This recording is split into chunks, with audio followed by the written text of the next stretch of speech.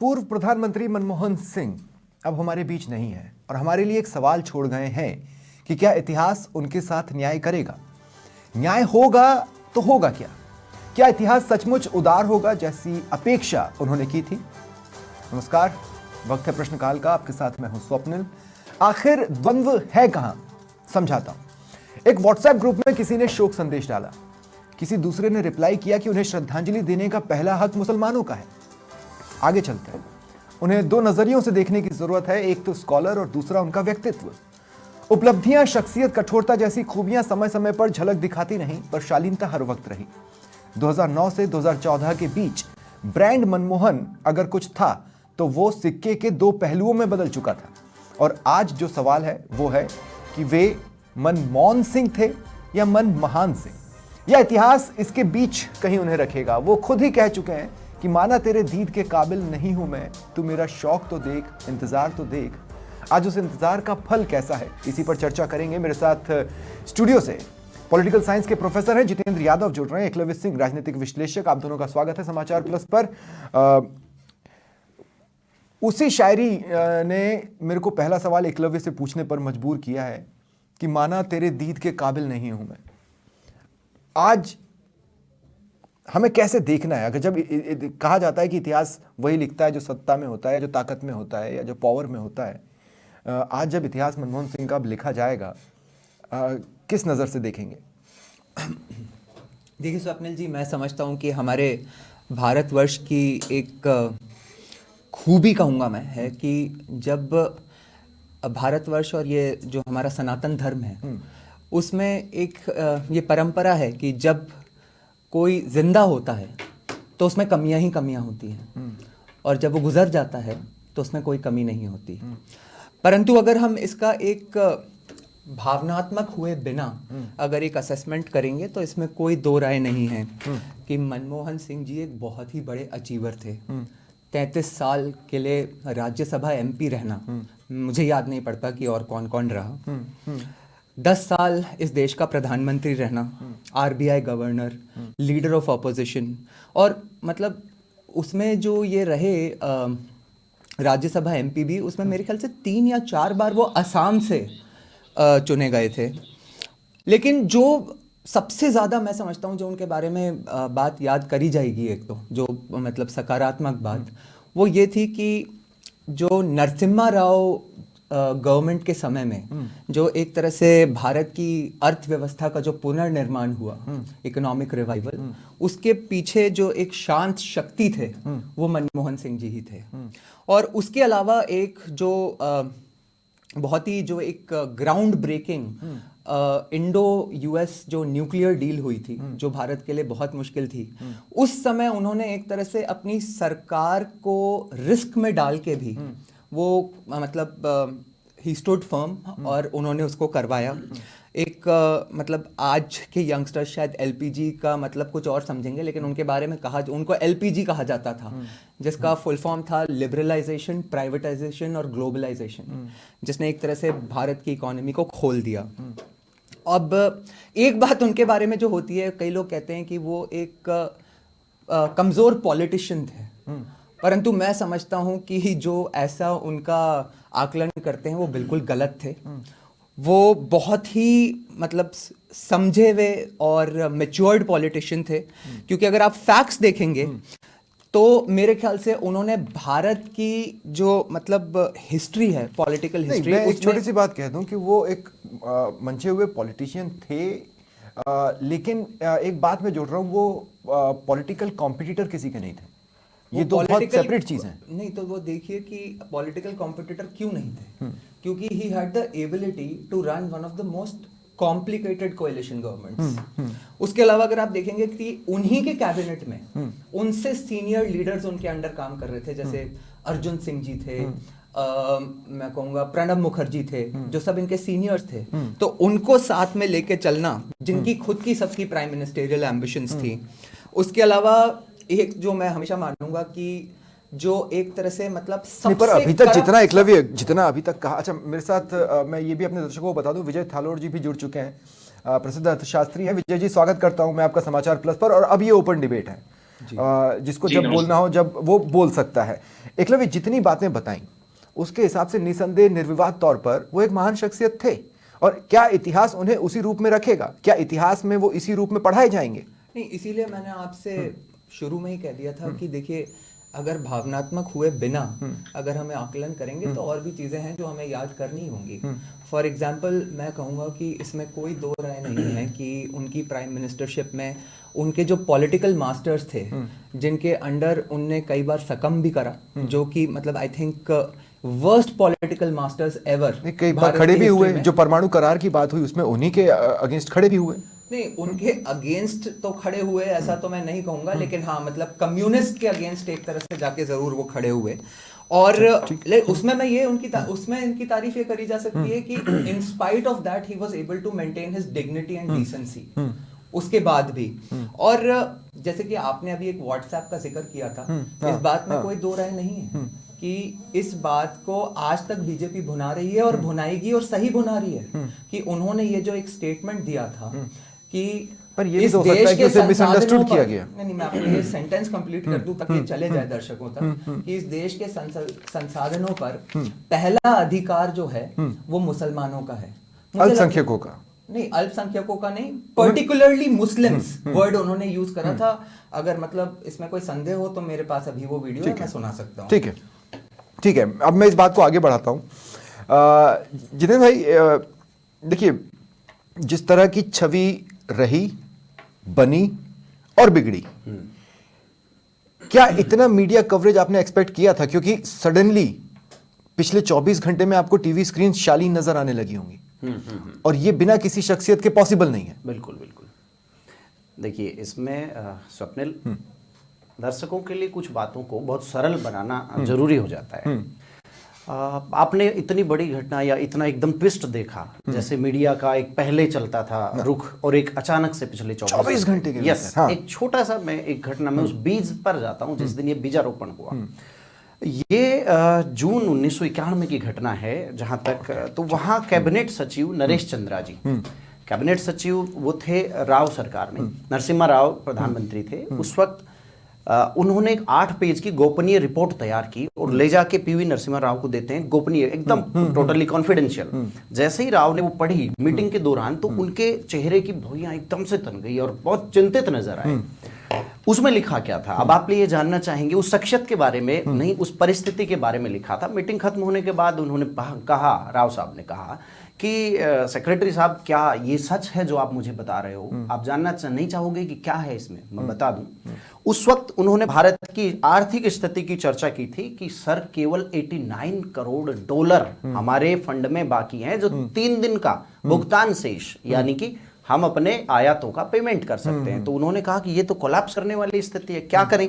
तो उन्होंने नाम सुझाया कि पीसी अलेक्जेंडर जी हैं, जो कभी इंदिरा गांधी के सहयोगी रहे हैं। पीसी अलेक्जेंडर एक व्यक्ति है जो केवल मना सकता है मनमोहन सिंह को। बोले ये मनमोहन का क्या है? बोले मनमोहन जो वही 1970-71 से आपकी धार रहे हैं कांग्रेस की, बड़े बड़े महान विद्वान आदमी। उस शख्सियत की चर्चा जिस पर ये मीडिया झुका, ये कि क्रेडिट बटेगा तो दोनों में बटेगा, और अगर लैप्स हुआ तो फिर खामी सिर्फ तुम्हारी। यस, मैं उस घटना पर जाता हूं। अलेक्जेंडर साहब 2 नाम लेकर पहुंचे, एक का नाम था आईजी पटेल और दूसरा था मनमोहन सिंह।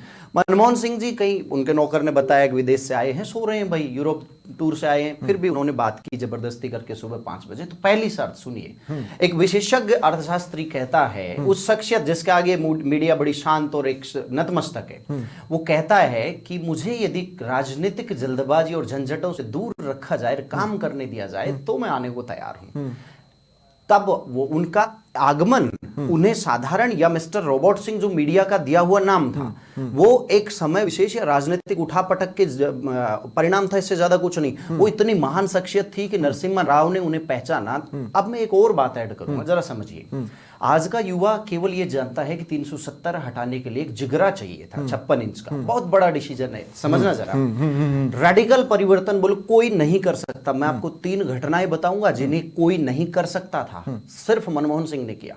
पहली घटना 1991 में उदारीकरण की शुरुआत करना, और इस वो लाइसेंस राज को हटाना बहुत बड़ा था। मतलब डर यह था कि एक और ईस्ट इंडिया कंपनी ना आ जाए अगर निजीकरण हुआ। तो उन्होंने कहा मैं बैठा हूं, आप निश्चिंत होकर करिए, कोई सोच नहीं सकता था, उनसे बड़ी बहादुरी कहीं नहीं। दूसरी जिसने देश का बड़ा मिडिल क्लास भी बनाया। अरे सर, हाँ। स्थिति ये थी, मैं एक अध्यापक होने के नाते जब मैं इसे विश्व राजनीति में पढ़ाता हूँ, उदारीकरण 1991 का, एक आम आदमी का डर समझिए जरा। एक आम आदमी ये कह रहा था कि यदि निजीकरण हुआ तो फिर से कंपनी राज नहीं आएगा क्या? फिर से जब विदेशी निवेश आएगा, कंपनी आएंगे अपनी शर्तों पे लूटेंगे हमें। तब उनकी दूरदर्शिता देखिए, उनकी बहादुरी।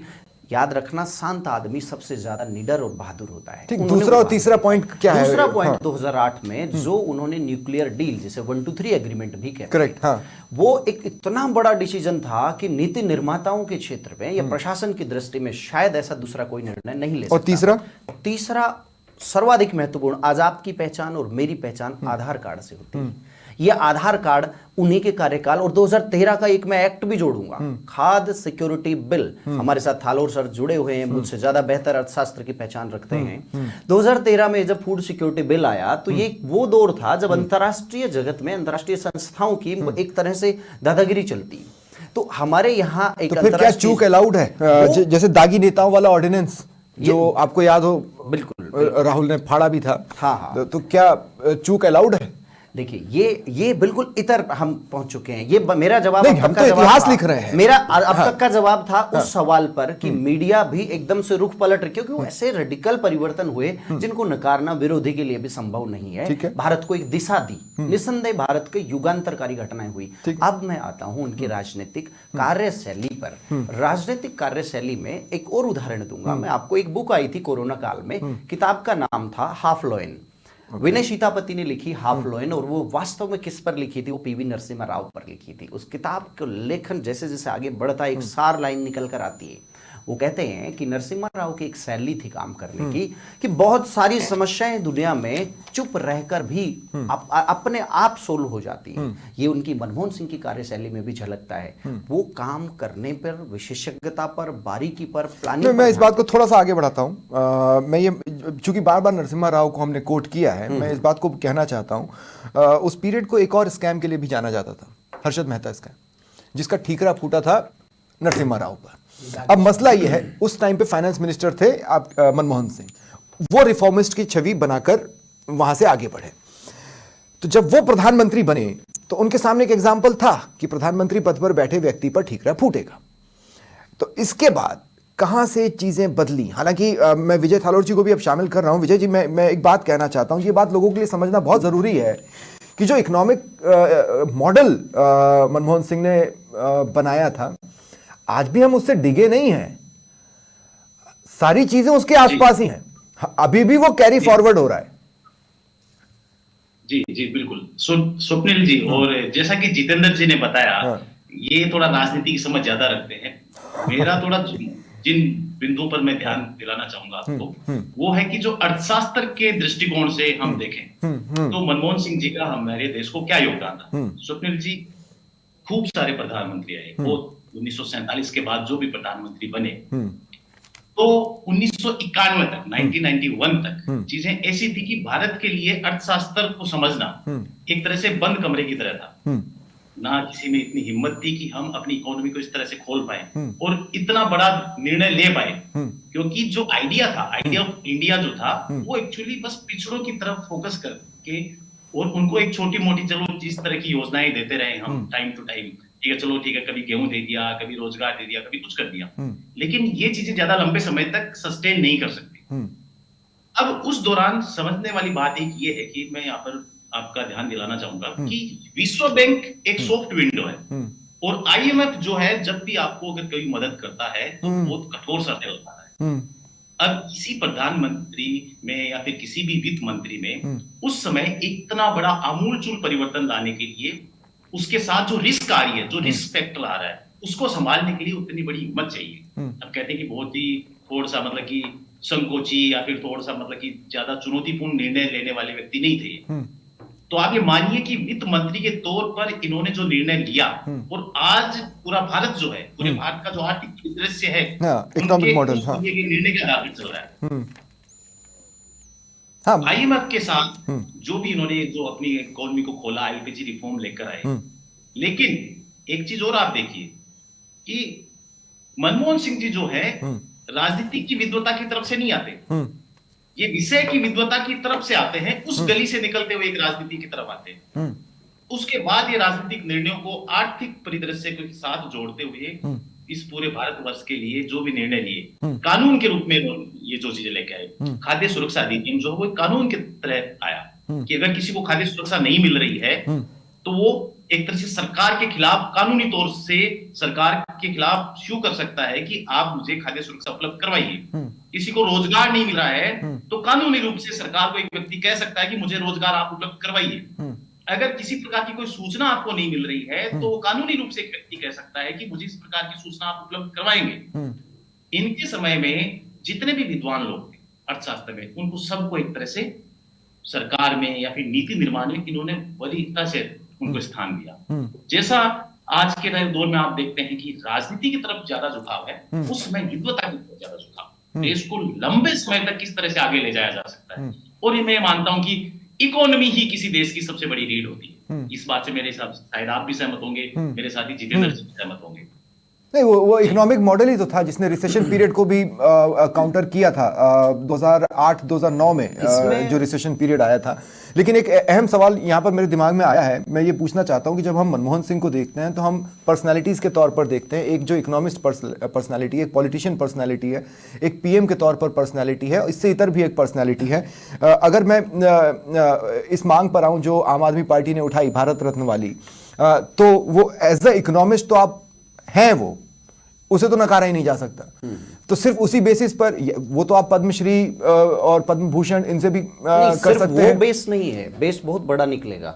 मैं कुछ पॉइंट और ऐड करूं, आप अपना सवाल पूरा कीजिए। मैं फिर नहीं, एक्चुअली मैं एकलव्य से जानना चाह रहा था कि क्या वो कंसीडर करेंगे कि एक ऐसे इतिहास पुरुष को भारत रत्न दिया जाए जो इकोनॉमी के क्षेत्र में तो निर्विवाद बेस्ट हीरो रहा है, उसके अलावा भी चीजें कंसीडर करेंगे क्या? देखिए स्वप्निल जी, एक तो पहले आपको बात बता दूं कि जो आम आदमी पार्टी की जो डिमांड है भारत वो विश्व दिल्ली इलेक्शंस को लेकर है कि जो पार्टी क्या है, मतलब इसी बलबूते पे तो वो पार्टी आई थी ना, उनका विरोध करके। मनमोहन सिंह स्पाइनलेस थे और उन्होंने सबसे करप्ट गवर्नमेंट रन करी और आज वो उन्हीं के लिए भारत रत्न मांग रहे हैं। लेकिन इंपॉर्टेंट बात स्वप्निल जी क्या है कि आप देखिए कि अच्छा इकोनॉमिस्ट होना और साथ में अगर कोई अच्छा पॉलिटिशियन नहीं है तो कहाँ फर्क पड़ जाता है। अभी हमने फूड सिक्योरिटीज बिल की बात करी जो एक फिनोमिनल बिल था, लेकिन आप देखिए फर्क कहां पड़ जाता है। इनके कैबिनेट में फूड मंत्री कौन थे? शरद पवार। और उनके कार्यकाल में क्या हुआ, वो आपको वो ध्यान होंगी वो तस्वीरें कि गोडाउन्स में पड़े पड़े चूहे खाते रहते थे, वो अनाज सड़ जाता था, समुद्र में फेंकना पड़ा। मोदी जी ने इसी को इम्प्लीमेंटेशन के लिए पर्सनालिटी नहीं है। नहीं, तो मैं आपको वही बता रहा हूं ना कि आप देखिए कि जब आप एक एस्ट्यूट पॉलिटिशियन और एडमिनिस्ट्रेटर होते हो तो फर्क कहां पड़ता है। मोदी जी आए, उन्होंने कोई एक्स्ट्रा रेवेन्यू नहीं जनरेट करी। इसी फूड सिक्योरिटीज बिल के तहत जो गोडाउन्स में जो अनाज पड़ा हुआ था कोविड के समय पूरे देश में बांट दिया, गरीबों को बांट दिया, आज तक खिला रहे हैं। और इस बात का गुणगान हो रहा है कि तब कोविड से लेकर आज तक 80 करोड़ लोगों को फ्री में खाना खिलाया जा रहा है। आप जब कह रहे हो आज तक खिला रहे हैं, इस पर तो सुप्रीम कोर्ट ने सवाल उठा लिया। नहीं, सुप्रीम कोर्ट ने सवाल उठाया, बट फैक्ट रिमेन्स कि जो क्या बेहतर था। देखिए कॉमन सेंस जो होता है ना, रोबस्ट कॉमन सेंस आदमी का, क्या बेटर था, अनाज पड़े पड़े गोडाउन में सड़ जाए या लोगों को मिल रहा है? अब उसको किसी को फ्रीबी सोचना है, पॉलिटिकली उस पर कमेंट करना है, वो एक अलग बात है। ठीक है। सेकंड पार्ट आपको इसका बताऊं कि एक और मैं अभी भी समझ में नहीं, आप भारत रत्न की दिशा से इतर जाना चाहते हैं या इकोनॉमिस्ट के तौर पर उन्हें भारत रत्न के लिए कंसीडर कर रहे हैं? मैं आपको सिर्फ फैक्ट्स दे रहा हूं और मैं आपको सिर्फ फैक्ट्स दे रहा हूं। इसी का मैं आपको एक सेकंड पॉइंट बताऊं। जैसे कि आधार की बात हुई, ये बात सही है कि उनके टाइम में नंदन नीलेकर्णी ने वो आधार लेके आया और उस समय इंप्लीमेंट हुआ यूआईडी। आपको बताऊं उससे भी पहले जो सबसे पहले यूआईडी का कॉन्सेप्ट आया वो हमारे राजस्थान में आया, भामाशाह योजना में वसुंधरा राजे लेके आई थी। लेकिन अच्छा एडमिनिस्ट्रेटर और पॉलिटिशियन सक्सेसफुल कौन होता है? जिसने पूरे भारत के लोगों के बैंक अकाउंट्स खुलवा के और लोगों के यहाँ डायरेक्ट बेनिफिट ट्रांसफर पहुंचाया और उसका एडवांटेज मिला पॉलिटिकल। तो ये बात सही है, बट ओवरऑल फिर भी मैं समझता हूं कि उनके इकोनॉमिक कंट्रीब्यूशंस, जैसे कि विजय जी ने बताया और उन्होंने भी बताया, he is definitely deserving of a Bharat Ratna. अब मैं 2-3 टर्निंग पॉइंट्स हैं जिस पर हम बात कर सकते हैं। जैसे हम ये बात कर सकते हैं कि 2011-12 में मान लीजिए ये कदम पीछे खींचते और प्रणब मुखर्जी आ जाते तो हिस्ट्री की दिशा एक अलग होती। चूंकि इन्होंने 2012 से 2014 तक का भी सफर तय किया, इसलिए हिस्ट्री की दिशा किसी और तरफ चली गई। बिल्कुल। इसके अलावा और भी टर्निंग पॉइंट्स हम पिन पॉइंट कर सकते हैं, लेकिन जिस सवाल की तरफ मैं जा रहा हूं वो इस टर्निंग पॉइंट से ज्यादा महत्वपूर्ण है। वो महत्वपूर्ण ये है, जैसे कोई खिलाड़ी है, कोई स्पोर्ट्स पर्सन है, उसको रिटायर हो जाना चाहिए, लेकिन नहीं, वो खेले जा रहा है पब्लिकली, उसके अगेंस्ट एक माहौल बन जाता है कि अभी तक क्यों खेल रहा है, इसको तो रिटायर हो जाना चाहिए था। लेकिन एक जेंटलमैन सीनियर की तरह वो रिटायर हुए, अपनी मर्जी से, गरिमा के साथ वो परिदृश्य से गायब हुए।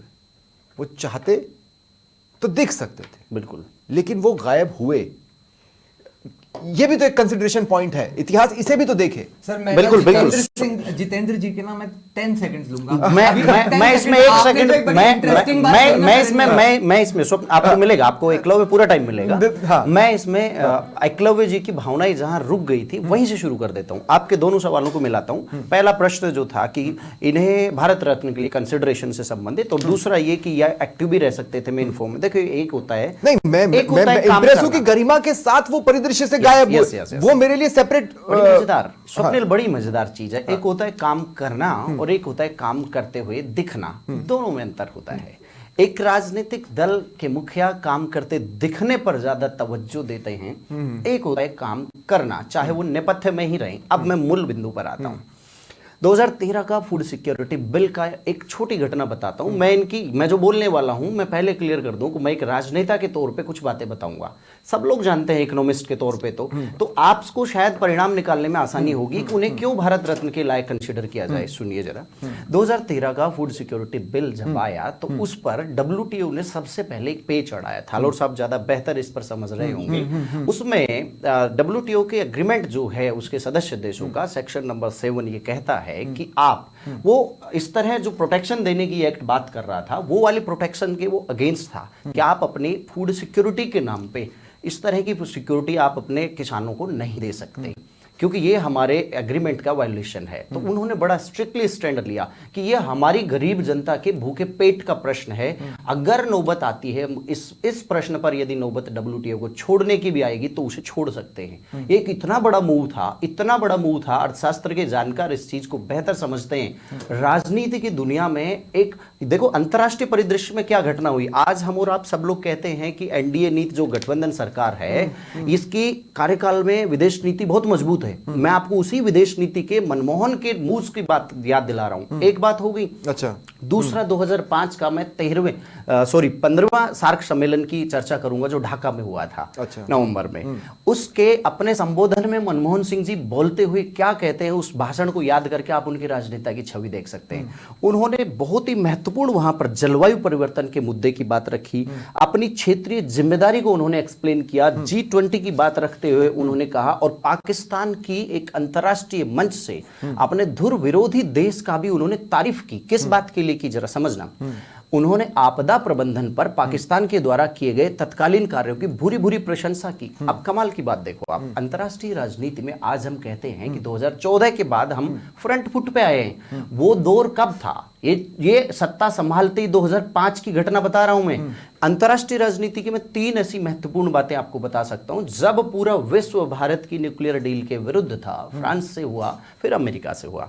उस डील को सक्सेस बनाने के लिए लॉबिंग होती है, और उस लॉबिंग को वो आज का दौर, जबकि भारत एक शक्ति के तौर पे स्थापित हो चुका है लगभग, या होने के पथ पर है, तब तो ये आसान नजर आता है। लेकिन उस चुनौती से उस समय निपटना उनकी एक कुशल अंतर्राष्ट्रीय राजनीति को दर्शाता है। नींव रखी, जो पॉइंट एकलव्य ने कहा, नींव रखी। सर, इकोनॉमिस्ट हो, पॉलिटिशियन के तौर पे हो, पड़ोसी देशों से संबंध सुधारने की बात हो, अंतर्राष्ट्रीय मंच पर बात हो। मैं एकलव्य को 10 सेकंड जो वो मांग रहे थे वो देता हूं, लेकिन उससे पहले, हाँ नहीं, लेकिन उससे पहले मैं देखिए विजय जी के पास भी जाऊंगा। उससे पहले एक पॉइंट में जोड़ रहा हूं, पॉइंट में ये जोड़ रहा हूं कि RTE, राइट टू एजुकेशन, क्या उसमें फ्लॉज नहीं है इंप्लीमेंटेशन के लेवल पर? स्टेट कहां टाइम पर बच्चों की फीस भर पा रही है, उनके एडमिशन से निकलने के हालात आ जाते हैं।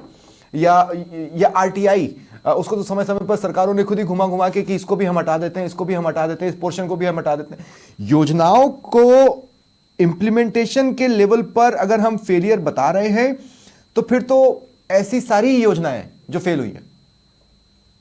नहीं, भूमि अधिग्रहण को, कानून को देख लो आप, वन संरक्षण अधिनियम को देख लो। 10 सेकंड डोमेस्टिक जी, एक्चुअली इसमें आपको एक बड़ी इंटरेस्टिंग विडंबना वाली बात बताऊं कि मनमोहन सिंह जी की जो एज थी वो 92 वर्ष थी। 92, हाँ। तो 10 साल पहले तक वो प्रधानमंत्री थे, यानी कि उस समय उनकी आयु लगभग 82 वर्ष के आसपास थी।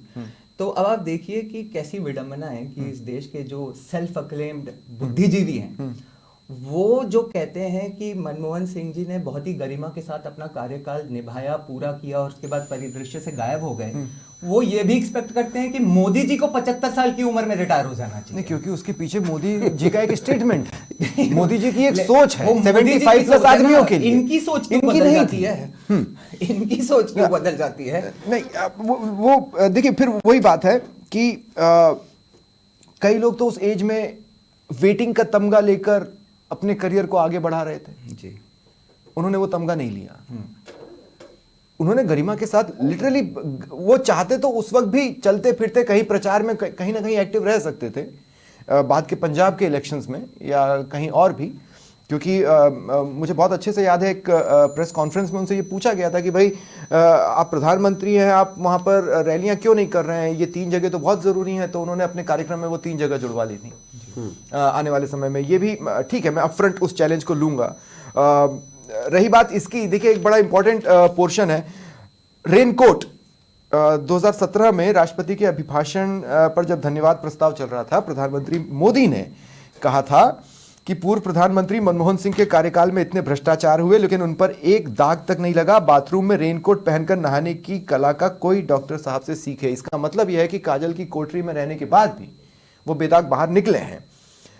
मैं विजय जी आपके पास आ रहा हूं, आपको जोड़ना चाह रहे थे, वो जोड़ लें, फिर मैं आपसे सवाल लेता हूं। जी बिल्कुल। मैं अभी, जैसा कि मेरे साथी जितेंद्र जी और एकलव्य जी ने बताया, मैं 2-3 बातों पर अपना आपका ध्यान लाना चाहूंगा। पहली बात तो जैसा कि जितेंद्र जी ने बताया, WTO के सामने जो भी इन्होंने निर्णय लिया, जो भी अपना स्टैंड रखा, WTO एक ऐसी संस्था है जो पूरी दुनिया में एक समान नियमों के आधार पर व्यापार को एक तरह से रेगुलेट करता है। WTO कभी नहीं चाहता कि भारत में सब्सिडाइज तरीके से किसी भी अनाज की खरीद की जाए। उसे ऐसा लगता है कि अगर इस तरह से सब्सिडी के आधार पर सरकार गेहूं खरीदेगी तो निर्यात जो है वो विकृत होगा। भारत की तरफ से मनमोहन सिंह एक ऐसे व्यक्ति थे जिन्होंने इस पक्ष को इतने मजबूती से रखा कि जिसमें कि हमारी जो गरीब जनता है उसके लिए हमें एक तरह से समान परंतु विभेदक तरीके से ट्रीट किया जाए। हमारी जनता के लिए जरूरी है कि हम उन्हें गरीबी से बाहर निकालें, उसके लिए हमें सब्सिडी देना ज्यादा आवश्यक है। और आज तक भारत के साथ WTO उसी प्रकार से एक तरह से डिफरेंशिएट करते हुए ट्रीट करता है और ये चीज आज तक चल रही है। समान है परंतु कुछ परिस्थितियों में विभेद है। दूसरी बात, जैसा कि मेरे साथी एकलव्य जी ने बताया कि मोदी जी को रिटायर होने की बात या फिर कि इनको बोल रहे हैं, तो देखो ये थोड़ा राजनीतिक मामला हो जाता है। आज हम जो बात कर रहे हैं, हम उस विद्वान की विद्वता के ऊपर बात कर रहे हैं जिसकी नींव पर आज भारत टिका हुआ है। नहीं, लेकिन फिर विजय भाई ठीक है, आप भी तो पहले एक इंसान है, उसके बाद इकोनॉमिस्ट हैं, तो मेरा सवाल आपसे बेसिकली ये है कि एक फाइनेंस मिनिस्टर के तौर पर या इंटरनेशनल संस्थाओं के सामने स्टैंड रखने के तौर पर, ये तो है कि उनमें टफनेस कहीं तो छिपी थी, फिर वो टफनेस कहाँ चली गई इम्प्लीमेंटेशन की? अगर एकलव्य किसी योजना के इम्प्लीमेंटेशन पर सवाल उठा रहे हैं तो वो टफनेस तो वहां भी दिखनी चाहिए थी एज अ पर्सन। जी बिल्कुल, आपकी बात से मैं सहमत हूं, परंतु सर इम्प्लीमेंटेशन एक प्रोसेस है। इम्प्लीमेंट, जैसे आज आपने कोई एक्ट बनाया, कोई डिसीजन लिया, कोई कानून बनाया, तो अगले दिन वो ऐसा नहीं कि 100% इम्प्लीमेंट हो जाएगा, क्योंकि सिस्टम आपने पूरा चेंज नहीं किया है। अगर कोई एक ब्यूरोक्रेट है तो मनमोहन सिंह जी कोई कानून लेकर आए तो उन्होंने ब्यूरोक्रेट को थोड़े चेंज किया है। वो ब्यूरोक्रेसी पिछले काफी टाइम से चली हुई है, पूरा सिस्टम बना हुआ है, वो काफी टाइम से चला हुआ है। स्वप्निल जी फिर तो नहीं बोल सकते हैं, बीच में बोल सकते हैं, मैंने पहले भी कहा। स्वप्निल जी फिर तो कहने का आशय बड़ा स्पष्ट हुआ ना कि वो एक सक्सेसफुल प्लानर या इकोनॉमिस्ट थे, बट परंतु मतलब एक सक्सेसफुल या इफेक्टिव एडमिनिस्ट्रेटर नहीं थे। नहीं, उन्होंने करके दिखाया ना, वो भी तो एस्टेब्लिश हुआ ना। नहीं, बिल्कुल उन्होंने समय समय पर कर दिखाया ना, बिल्कुल करके दिखाया, लेकिन परंतु जिन मतलब जिन पर्टिकुलर पॉलिसीज को हमने डिस्कस किया, जिसमें मतलब कोई मतलब बातें कही गई, तो वहां पे एडमिनिस्ट्रेशन की कमियां थी वहां पे ऑब्वियसली। नहीं, लेकिन एक सवाल मैं लेता हूं एकलव्य, देखिए हम जब बीच में बोलना चाहूंगा। हाँ बोलिए ना, हाँ बोलिए। जी, कोई भी पॉलिसी, कोई भी डिसीजन, कोई भी राजनेता या फिर राजनेता लेता है या फिर देश के जो मुखिया हैं वो लेते हैं। जैसा कि मैं उदाहरण लूं 370 हटाने का, तो 370 हटाने के बाद क्या जिस दिन 370 हटी उसी दिन पूरा कश्मीर शांत हो गया? नहीं, आज भी नहीं हुआ। प्रोसेस लगी, उसके लिए बिल्कुल आपको एक समय लगा जिसमें आपको उस चीज को मैनेज करना था, आपको वहां पर व्यवस्था को सही करना था। तो ऐसा ही मनमोहन सिंह जी के लिए मान लीजिए, किसी दूसरे प्रधानमंत्री के लिए मान लीजिए, अगर आप कोई डिसीजन ले रहे हैं तो उसका रिजल्ट जो है उसमें टाइम लगता है। अब खाद्य सुरक्षा अधिनियम जो है, या फिर आरटीई एक्ट है, या फिर सूचना अधिनियम जो है, या फिर जो भी रोजगार के लिए जो मनरेगा है, सच्चर समिति की रिपोर्ट की बात आती है। अगर कितने लॉन्ग टर्म या फिर इतने सस्टेनेबल डिसीजन नहीं होते, इतने सस्टेनेबल कानून नहीं होते, तो क्यों आज की सरकार उनमें कंटिन्यू कर रही है? जबकि ये सरकार जो है नहीं, बल्कि मैं एक कदम आगे बढ़ता हूं, मैं ये पूछता हूं कि क्या ऐसी कोई योजना आप ला रहे हैं? देखिए एकलव्य, देखिए बात क्या है, इस तरह की किसी योजना को रेप्लिकेट नहीं किया जा सकता, या इस तरह की कोई योजना को मोदी रेजिम में हमने रेप्लिकेट होते नहीं देखा है। हमने जो भी बड़े, जैसे ट्रिपल तलाक आप कहेंगे कि उसने भी इंप्लीमेंट डाला है, लेकिन वो खाद्य सुरक्षा नहीं है। मैं तो एकलव्य जी आपसे ये कहूंगा, इन चारों योजनाओं की आप तथ्यों के आधार पर आलोचना करके बताइए। नहीं, करप्शन के आधार पर तो आराम से आलोचना हो जाएगी। नहीं, मैं आपको आज वो प्रॉब्ली जैसे कह सकते हैं कि वो ओकेजन नहीं है, प्रॉब्ली वो ओकेजन नहीं है, लेकिन फिर भी अगर मैं आपको एक सिंपल फैक्ट दूं कि जाते जाते 2014 में जिस पीरियड में मतलब लगभग तय हो चुका था कि अब उनकी सरकार जानी है, तो जाने से पहले 123 दिल्ली की प्राइम प्रॉपर्टीज को दिल्ली वक्फ बोर्ड के नाम कर गए। तो क्या इसकी आलोचना नहीं होनी चाहिए? कुछ मुद्दे हैं जिन पर आलोचना हो सकती है, तो आलोचना करनी ही पड़ेगी। दो सेकंड इसमें मैं बात जोड़ूंगा। मैं एक पॉइंट और रख देता हूं, और एकलव्य भी इस बात को बहुत बेहतर तरीके से जानते हैं कि जब आप ये कह रहे हैं कि देश के संसाधनों पर सबसे पहला हक मुसलमानों का है, जब हम उस बयान को कोट करते हैं, हमें ये नहीं भूलना चाहिए कि इस रेजिम में हम ये भी देख रहे हैं कि कोचिंग्स पर भी, फ्री कोचिंग्स पर भी पहला हक किसे दिया गया है? माइनॉरिटीज को। Not particularly Muslims, but वहाँ पे particularly Muslims की बात हुई थी। मैंने वो वीडियो खोल के रखा है बाय चांस, एकलव्य आपकी बात से मैं एक स्तर तक सहमत हूँ, और आपकी बात को मजबूत करने के लिए एक और तथ्य भी है जिसे हमें नहीं नकारना चाहिए। मैं सच्चर समिति की रिपोर्ट की बात करूंगा। 2005 में जो आया था, रिपोर्ट पेश की थी, तो आलोचना तो इस मुद्दे पर भी हो सकती है और होनी भी चाहिए कि सच्चर समिति की रिपोर्ट में कुछ विवादास्पद बिंदु भी थे।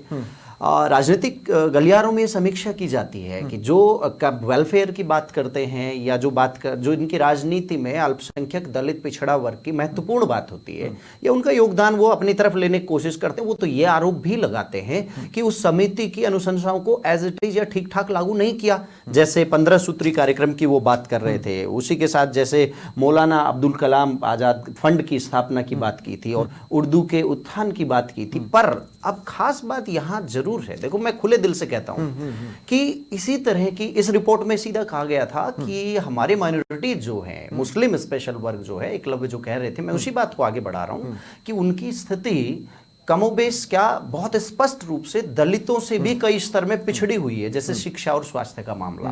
तो शायद वो इस बात पर, मुझे भी ये बात, जब मैं उनकी समीक्षा राजनीतिक स्तर पर करता हूं, तो इस बात पर मनमोहन सिंह जी कहीं ना कहीं पूर्वाग्रही होते नजर आते हैं। क्या उन्हें एक वर्ग का या एक समिति या एक क्षेत्र विशेष की ही अनुशंसाएं ज्यादा महत्वपूर्ण नजर आई थी? ये प्रश्न चिन्ह तो इतिहास जरूर उनसे पूछेगा, समीक्षा भी करेगा। तो मुझे मेरे बहुत फाइनल सवाल पर लाता है, खत्म करने से पहले मैं आप सभी के पास एक एक करके आऊँगा। देखिए, वो भारत रत्न थे या नहीं थे, या ठीक अंबेडकर की तरह जो 1990 में जाकर पता चला कि ये भारत रत्न हो सकते हैं, इन्हें आज से 30-40 सालों के बाद भारत रत्न के लिए कंसीडर किया जाए, आई डोंट नो। कई बार तो नाम इसलिए भी राजनीतिक नफा नुकसान देखकर भी कर दिए जाते हैं, तो वो उस कैटेगरी में भी मनमोहन सिंह आ सकते हैं, कभी पंजाब चुनावों के आसपास या कभी दिल्ली चुनावों के आसपास, ये भी एक सिनेरियो बनता है। अब मैं ये कह रहा हूँ कि हिस्ट्री लिख रही है, या तो आप हीरो हैं, या फिर आप वन लाइनर, कि भाई है, ऐसी कई पर्सनालिटीज हैं, ग्रेट पर्सनालिटीज हैं जिनको हिस्ट्री बुक्स में वन लाइनर्स मिले, खासकर स्कूलों की किताब में बहुत ज्यादा हुआ। तो एक पटेल जी को ले लो ना, 1950 से लेकर 80 क्या 90 के दशक तक पटेल को भुना दिया गया। आज ही मैं आपकी बात को मजबूत करता हूं, आज एक स्कॉलर आया, मेरा स्टूडेंट PhD स्कॉलर, तो आप ही से शुरू करता हूं ना मैं। यस, मैं आप ही से शुरू करता हूं ना। मुझे ये बताइए कि हिस्ट्री में वो महज एक फुटनोट रहेंगे, एक पैराग्राफ रहेंगे, या एक चैप्टर रहेंगे? देखिए, अगर राजनीतिक कलम से कोई इतिहास लिखा जाता है तो निसंदेह उसमें मुद्दे और फायदे की राजनीति को भुलाया नहीं जा सकता। अब सत्तानशी पार्टियां हमेशा फायदे की राजनीति को पहली प्राथमिकता देती हैं, तो देखना समय के साथ होगा कि वो समय जब उनकी समीक्षा लोगों को पढ़कर बताई जा रही होगी, वो समय उस सत्तानशील पार्टी को कितना फायदा दे रहा है। तो जाहिर सी बात है, राजनीतिक गलियारों में वो अपने फायदे की भाषा बोलना पसंद करते हैं। यदि उन्हें लगा कि अल्पसंख्यक राजनीति से कुछ वोट बैंक बढ़ रहा है तो वो बढ़ चढ़कर सच्चर समिति की बात हो सकती है। यदि लगा कि भारतीय एजुकेशन थोड़ा ठीक ठाक है, शिक्षक अपनी भूमिका निभा रहे हैं और साक्षरता बढ़ रही है, अर्थशास्त्र की बात हो रही है, तो अर्थशास्त्र की बढ़ाई भी मिल सकती है। आने वाले समय में कभी आप उन्हें भारत रत्न या पद्म विभूषण या पद्मश्री किसी उसमें देखते हैं? डेफिनेटली, मैं स्ट्रांगली देखता हूं। ठीक है, किसमें? मैं उन्हें भारत का सर्वश्रेष्ठ रत्न अपनी तरफ से मानता हूं, चाहे औपचारिकता में कोई मिले या ना मिले। ठीक है, मैं समझता हूं स्वप्निल जी कि भारत रत्न, सवाल वही है, भारत रत्न तो उन्हें मिलेगा ही, क्योंकि चाहे वो पॉलिटिकल रीजन से मिले, चाहे क्योंकि वो डिजर्विंग है इसलिए मिले। परंतु नहीं, फिर देखिए, सवाल मतलब दबे गलियारों में ये बात स्वीकार हर कोई करेगा। नहीं, सवाल में रिडिफाइन कर रहा हूं, सवाल का स्ट्रक्चर थोड़ा सा चेंज कर रहा हूं। मैं ये कह रहा हूं कि भारत रत्न आज तक जितनों को भी मिला है, कोई एक पर्सन ऐसा नहीं है जो सामने खड़े होकर बता दे कि आज तक इतने लोगों को भारत रत्न मिल चुका है। तो भारत रत्न मिली शख्सियतें भी भुला दी जाती हैं। इसलिए हिस्ट्री की बुक में मनमोहन सिंह फुटनोट होंगे, वन लाइनर होंगे, एक पैराग्राफ होंगे या एक चैप्टर होंगे। देखिए, वन लाइनर तो मैं नहीं कह सकता, परंतु अगर मुझसे आप 2 पंक्तियों में जानना चाहोगे कि कैसे याद किया जाएगा मनमोहन सिंह जी को, तो मैं समझता हूं कि वैसे तो मनमोहन सिंह जी को द एक्सीडेंटल प्राइम मिनिस्टर कहा गया, परंतु वो एक ऐसे व्यक्ति हैं जिन्होंने इस देश को एक एक्सीडेंट से बचाया। क्योंकि यदि वो इस कुर्सी को नहीं संभालते और उसकी जगह कहीं सोनिया गांधी या राहुल गांधी इस देश के प्रधानमंत्री बन जाते, तो उससे बड़ी दुर्घटना इस देश के लिए कभी नहीं हो सकती। नहीं, लेकिन इसमें भी एक कांग्रेस नेता नटवर सिंह ने जब अपनी आत्मकथा लिखी one life is not enough, उसमें उन्होंने एक अलग ही किस्सा सुना दिया जो किसी के जहन में भी नहीं था कि राहुल गांधी ने सोनिया गांधी को कहा कि मैं पापा को खो चुका हूं, मैं इनको खो चुका हूं, अगर आप कुछ बन जाओगे तो, और वहां से ऐसा नटवर सिंह को लगता है। मैं खैर उस पोर्शन पे उन्होंने एक और भी बहुत इंटरेस्टिंग चीज लिखी थी, अगर आपको ध्यान हो, अगर आपके पास 30 सेकंड का समय हो तो, कि मनमोहन सिंह के आपको ध्यान होगा कि बेसिकली यूपीए 2 में जब सारे स्कैम्स निकल के आए, वो एक्चुअली यूपीए 1 के स्कैम्स थे जो यूपीए 2 में उजागर हुए और उसका मतलब हर्जाना भुगतना पड़ा। परंतु आपको पता है जो राडिया टेप्स का जो किस्सा हुआ था, उस राडिया टेप्स में ऐसा भाई इतनी बड़ी जो मतलब एक तरह की चीज होती है ऑपरेशन, वो सीबीआई के बिना तो हो नहीं सकती। तो ऐसा कहा जाता है कि ये मनमोहन सिंह जी ने ही सीबीआई को कॉन्फिडेंस में लेके करवाया था और उसके बाद उसको लीक कर दिया गया था, ताकि उनका जो करप्ट कैबिनेट और उनके पॉलिटिकल मास्टर्स थे उनसे वो वाकिफ थे। और आप देखेंगे कि उसके बाद यूपीए 2 में करप्शन बहुत ही कंट्रोल्ड रहा। ठीक है, मैं एक और मैं विजय जी आपसे भी इसी सवाल पर, देखिए इकोनॉमिक्स में तो तय है कि इकोनॉमिक्स की किताबों में मनमोहन सिंह को चैप्टर मिलना है, लेकिन मैं एज अ पर्सन उनकी बात कर रहा हूं। अब मैं कल जब ये खबर आई तो मेरे सहयोगी हैं प्रताप, उस वक्त वो एंकरिंग कर रहे थे, उनके साथ फोन लाइन पर जुड़ा था और मैंने एक एनालिसिस पेश करने की कोशिश की थी कि 70 के दशक के अंत में आकर गरीबी हटाओ का नारा तो दे दिया गया था, लेकिन बड़ी संख्या में गरीबों को गरीबी रेखा से निकालकर मिडिल क्लास में लाकर, आज के सिनेरियो में कहूं तो मिडिल क्लास में लाकर पटकने का जो श्रेय जाता है वो मनमोहन सिंह को जाता है। आज जो हम मिडिल क्लास देख रहे हैं वो इसलिए मिडिल क्लास है क्योंकि वो वहां से उठी उस नीति से जो कि 90 के दशक में लेकर आए थे मनमोहन सिंह। और ये मेरी नजर में एक इनक्रेडिबल फीट है, इनक्रेडिबल फीट है, almost deserving of all the awards possible. जी जी बिल्कुल, मैं आपकी बात से पूर्ण रूप से सहमत हूं सर। इसमें मैं एक दो चीज कुछ टेक्निकल टर्म यूज करना चाहूंगा। श्योर, पर उसको समझाना भी पड़ेगा। किसी भी देश के डेवलपमेंट को हम नापते हैं, कुछ पैरामीटर हैं जिसमें से एक है पर कैपिटा इनकम। हाँ। जब भारत की इकोनॉमी को खोला गया तब भारत के प्रति व्यक्ति की जो आय है वो एकदम से बिल्कुल रॉकेट की तरह ऊपर गई। तब तक भारत की टोटल जो जीडीपी थी उसका साइज कम होता था। जब इकोनॉमी को खोला गया तब उसके बाद इकोनॉमी भी एकदम बिल्कुल तेजी से बढ़ी, ग्रोथ रेट थी जो कि एकदम बिल्कुल मानो कि उसके पंख लग गए। अब ये जो चीजें हैं, मेरे साथी एकलव्य जी जो हैं, इनको थोड़ा सा राजनीतिक तौर पर इस पूरे मनमोहन सिंह जी को राजनीतिक तौर पर ज्यादा देख रहे हैं। जबकि आप ये देखिए कि भारत के जितने भी प्रधानमंत्री रहे हैं नहीं, पर उनमें आप से फाइनेंस किसी भी मिनिस्टर बने, particular विषय देखिए, में- नहीं, 2 सेकंड, ब्यूरोक्रेसी से निकलने के बाद जैसे ही आप फाइनेंस मिनिस्टर बने या प्रधानमंत्री बने या राज्यसभा सांसद बने, हम आपको पॉलिटिकल नजर से देखेंगे ही। सर पीएम को तो पॉलिटिकल पर्सनैलिटी आप ये देखिए ना, आप ये देखिए, नहीं, आप ये देखिए, वो एक राजनेता की जिम्मेदारी निभा रहे हैं, लेकिन आप ये देखिए ना कि उनके पास उनके जो ब्रेन है, उनके ब्रेन में कौन सी चीज है, उनके ब्रेन में इकोनॉमिक्स है। अब उनका किसी भी एक प्रधानमंत्री के दिमाग में पूरी इकोनॉमिक्स होना, ये एक ज्यादा अच्छी बात है कि किसी की भी राजनेता के दिमाग में सिर्फ राजनीति होना, क्योंकि अकेली राजनीति से देश नहीं चलता। राजनीति- अगर एक राजनेता ये है, पहली वो बार होगा साथ- कि मैं अपने डिबेट में 2 क्लोजिंग कमेंट्स लेने वाला हूं। मैं एक राउंड और चलता हूं, एक राउंड ये चलता हूं कि देश में अब तक जितने भी प्रधानमंत्री रहे हैं उसमें से टॉप 5 में इनको रेट किया जाएगा या नहीं किया जाएगा, ये सवाल बड़ा, आपने जो पॉइंट बोला ना उसकी वजह से मेरे दिमाग में आया है, इसलिए मैं पूछना चाहता हूं, क्योंकि जहां तक मुझे लगता है अब तक जितने भी प्रधानमंत्री रहे हैं इनसे ज्यादा अकेडमिकली क्वालिफाइड शायद ही कोई रहा होगा।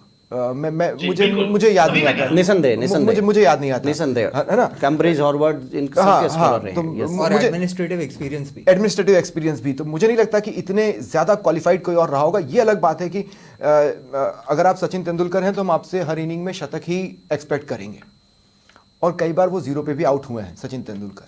तो मैं विजय भाई, सुनील जी, मैं बीच में आपको इंटरप्ट करके एक बात जरूर बोलना चाहूंगा, बोल शायद दीजिए। मैं बाद में भूल जाऊं। हाँ, बोलिए जी, किसी भी राजनेता के लिए जरूरी नहीं कि वो अच्छा बोल पाए या फिर अच्छा भाषण दे पाए। एक राजनेता के लिए जरूरी होता है एक विजन। अगर जो नेता जितना अच्छा बोलेगा वो पब्लिक को उतना ज्यादा गुमराह कर पाएगा, जो जितना कम बोलेगा ये कार्यक्रम ऐसा ही था जिसमें मैं हंसूं, नहीं 2 मिनट आखिर कहना क्या चाहते हैं? एक बात मैं क्लियर कर दूं यहाँ पर तो कि meme बन आप हमें हंसते हुए देखकर ये ना समझिएगा कि जिस विषय पर हम हैं, हम उसमें कुछ ज्यादा खिलंदड़ हो गए, लेकिन कुछ एक मौके ऐसे रहते हैं जब या तो हंसी या मुस्कान आई हो तो आप उसके लिए माफ कीजिएगा। हम सभी सच्चे दिल से उन्हें श्रद्धांजलि जरूर देते हैं और नमन करते हैं। विजय भाई, क्लोजिंग कमेंट में आपसे लेता हूं, अब तक के टोटल प्राइम मिनिस्टर्स में अगर मैं आपको रेट करने के लिए बोलूं तो आप उन्हें टॉप 5 टॉप 3 में देखते हैं या नहीं देखते हैं? जी, मैं एग्जैक्ट फिगर बताना चाहूंगा, मैं सेकंड नंबर पे मानता हूं। फर्स्ट कौन है? मेरे हिसाब से Pandit Nehru. Okay, Eklavya, top 5 top 3 में देखते हैं या टॉप 3 में तो नहीं, परंतु टॉप 5 में डेफिनेटली। टॉप 5 में आप देखते हैं? जी। और जितेंद्र भाई? निसंदेह मैं टॉप 3 में उनको काउंट करूंगा। ठीक है, चलिए ठीक है, बहुत बहुत शुक्रिया। अलविदा मनमोहन सिंह। लेकिन इस सवाल के साथ हम जरूर छोड़कर जा रहे हैं कि इतिहास उन्हें मनमोहन सिंह या मनमोहन सिंह के तौर पर लिखे या ना लिखे, लेकिन क्या उन्हें आने वाले समय में भारत रत्न दिया जाने वाला है। फिलहाल इतना ही, नमस्कार।